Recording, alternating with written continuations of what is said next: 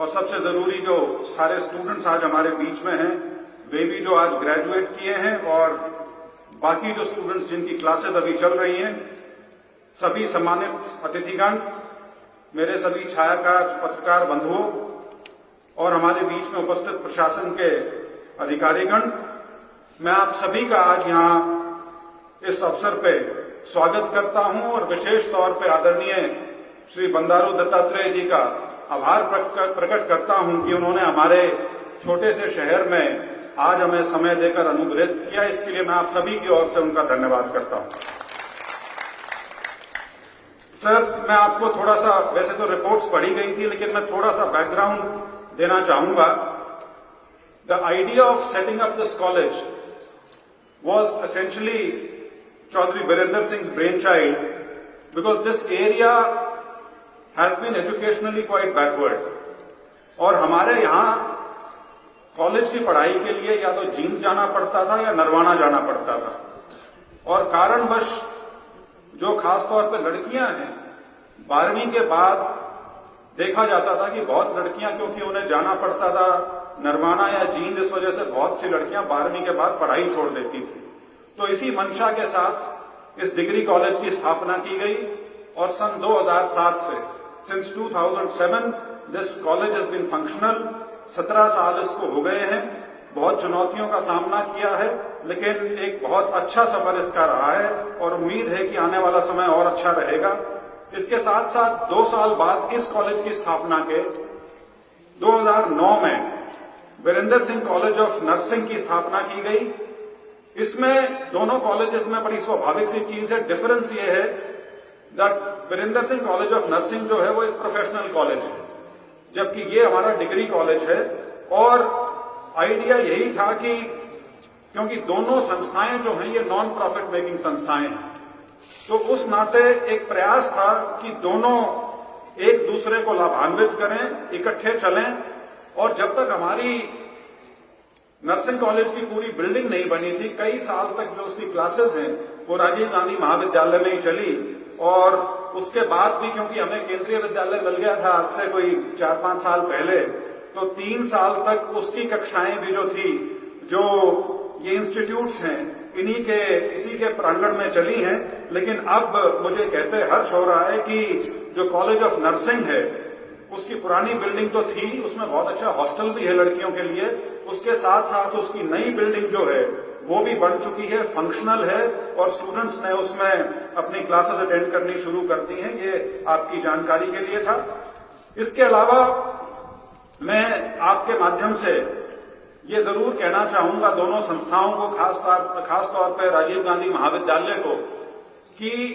अब जो समय है वो डिग्री कॉलेजेस के लिए एक मुश्किल समय है, एक चुनौती भरा समय है, क्योंकि जो बच्चे हैं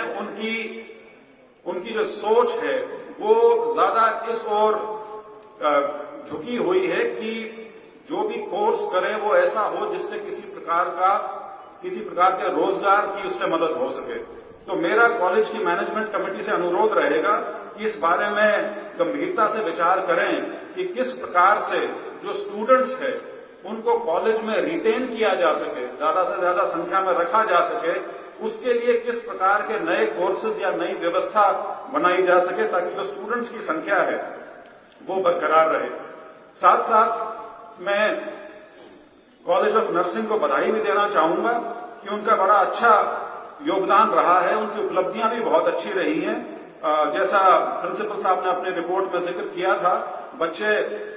मेरिट में भी आ रहे हैं और उसके साथ साथ कोविड की महामारी के समय में बहुत अच्छी भूमिका यहाँ सारा जितना भी स्टाफ और स्टूडेंट्स थे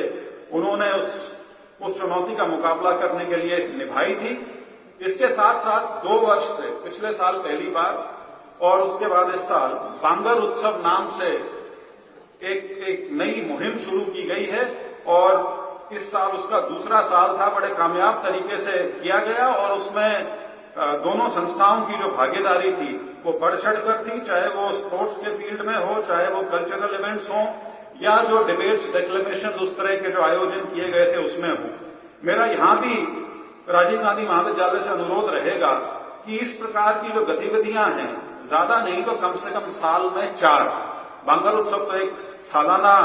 एक इवेंट होगा, लेकिन उसके अलावा कम से कम साल में 4 चीजें ऐसी जरूर करें जिसमें आप सिर्फ अपना कॉलेज नहीं बल्कि आपका जो सब डिवीजन है या जो आपका जो जिला है वहां से आप प्रतिभागियों को बुलाएं और अनेक स्तर पे, चाहे सांस्कृतिक तौर पे करें या ये डिबेट्स डिक्लेमेशंस के तौर पे करें, प्रतियोगिता कराएं ताकि बच्चों का एक्सपोजर हो और बच्चों को आने वाले समय में अपने जीवन में, खासतौर पर उनकी जो प्रोफेशनल लाइफ आगे जाके होने वाली है उसमें उनको सुविधा भी रहे और उनको कंपटीशन में औरों के मुकाबले किसी प्रकार का अभाव ना रहे, इस ओर वो अग्रसर हो। मैं इन्हीं शब्दों के साथ आप जितने भी स्टूडेंट्स हैं आप सबको बधाई तो देना चाहूंगा ही, लेकिन जो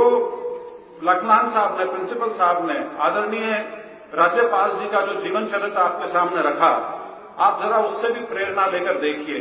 18-19 साल की उम्र से वो सामाजिक जीवन कह लीजिए, सार्वजनिक जीवन कह लीजिए और उसके बाद राजनीतिक जीवन, करीब उनकी उम्र अब 75 से ऊपर है, तो मतलब ये करीब करीब वो 60 साल से सार्वजनिक जीवन में लगे हुए हैं और उसका जो मूल आधार शुरुआती तौर पे है वो शिक्षा है।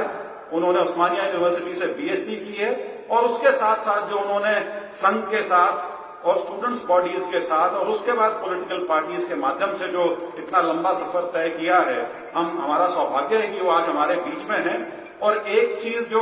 लखलान साहब कहना चूक गए, मैं वो बता दूं आप सबको कि जब मोदी जी की पहली सरकार बनी थी 2014 से 19 वाली,